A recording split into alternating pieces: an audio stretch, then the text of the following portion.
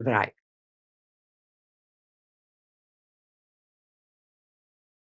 Že vraj treba trpieť, aby sme boli niečoho hodní.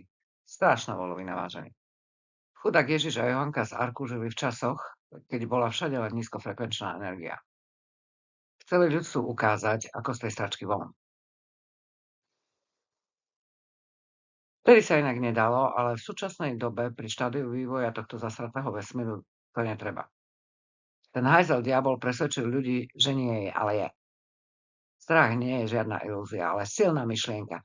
A táto, ako všetky myšlienky, ktoré kedy boli pomyslené, existuje.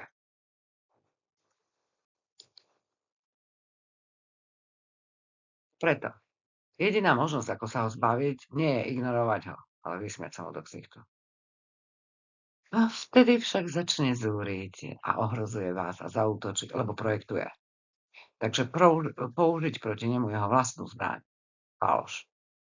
Pekne sa vypoklonkovať a vysmiať sa mu za chrbtom. Naše myšlienky tvoria vesmír.